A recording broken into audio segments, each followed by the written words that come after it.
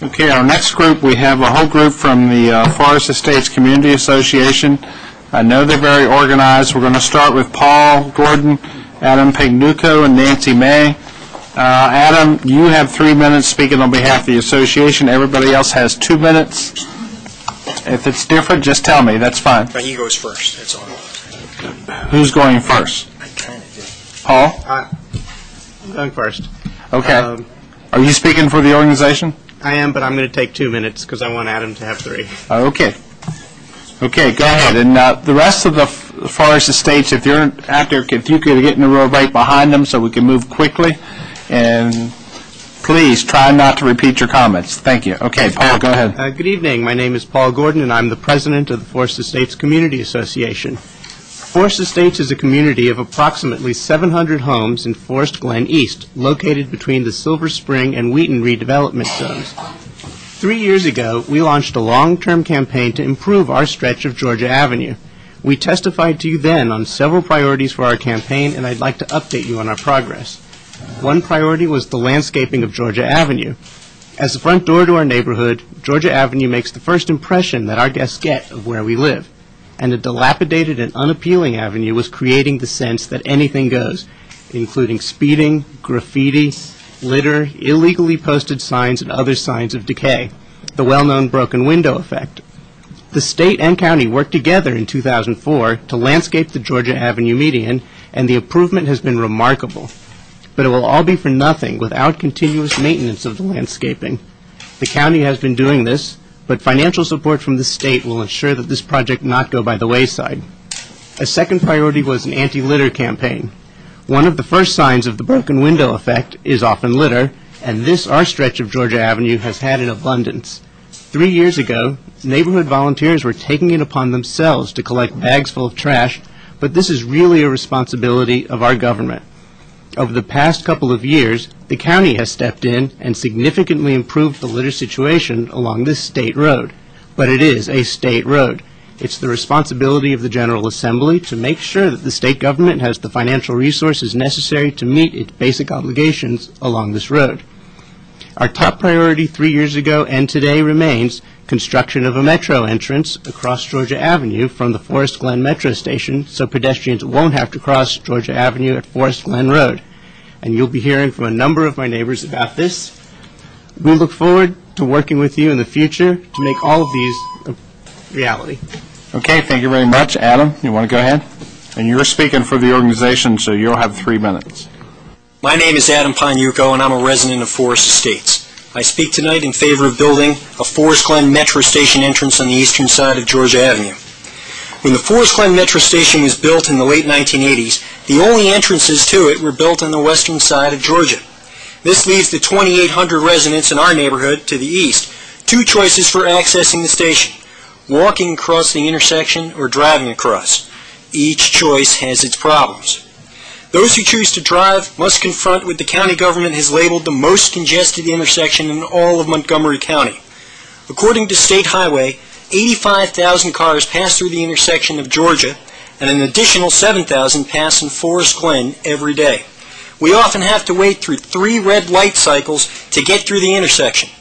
So why on earth would anybody drive to the metro? Because the alternative, walking, may just be worse. Georgia Avenue is not a road. It's a 6-lane highway with 2 turnoff lanes. I won't forget the first time I walked across it. It was like swimming through a great milling sea of cars. Cutoffs, illegal lefts, frustrated drivers, even accidents more common than grass on a lawn. And at night, the rushing, roaring cars bang along like pinballs. Tom Perez calls the intersection a pedestrian nightmare. The pastor of the Montgomery Hills Baptist Church views it as a threat to his congregation. And the founder of the private school in the church is terrified of taking his class of 30 kids across the intersection in Metro.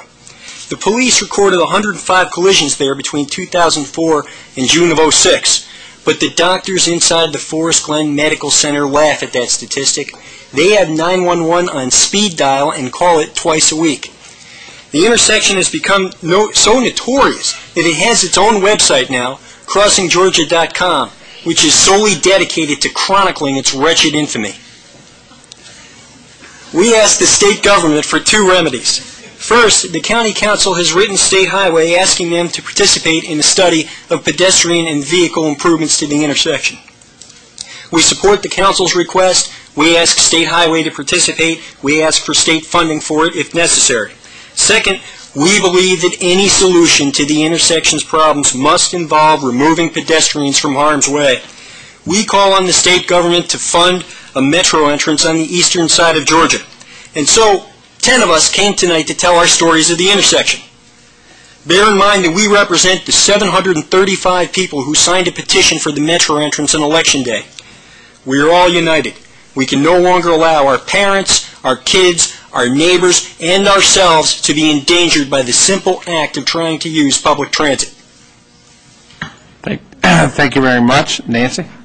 Good evening. My name is Nancy May, and I have lived in the Forest Estates community since 1969. The most dangerous intersection in our neighborhood is the Forest Glen, Georgia Avenue intersection. Why? Let me sketch for you the area around the intersection. It is not more than 100 yards from both an entrance and exit to the Capitol Beltway, where people zoom into our neighborhood constantly.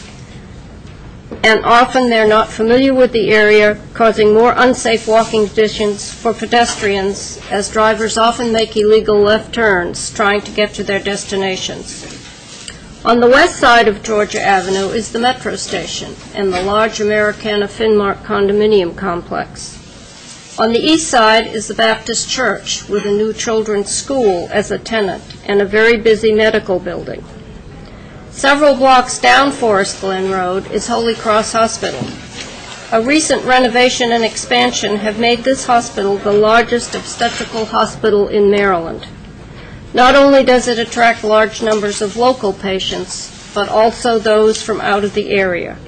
They may be coming as patients or visitors, and again are not familiar with the area and often make illegal turns and contribute to traffic congestion. Added to that are the employees of the hospital, many of whom take public transportation and are forced to cross the intersection on a daily basis. In addition to this, Georgia Avenue is a major north-south artery into D.C. Folks use it as their transit way into D.C. for jobs and return. At 9 a.m. on weekday mornings, the traffic is tied up going south from beyond Veers Mill Road down through the intersection at Forest Glen and Georgia Avenue, and the same thing occurs again in the evening after 7 p.m. All of this contributes to make... Okay, Nancy, I'm going to cut you off. If you three could just stay in the front row, we're going to take everybody from Forest Estates, and then we'll take questions, if that's okay.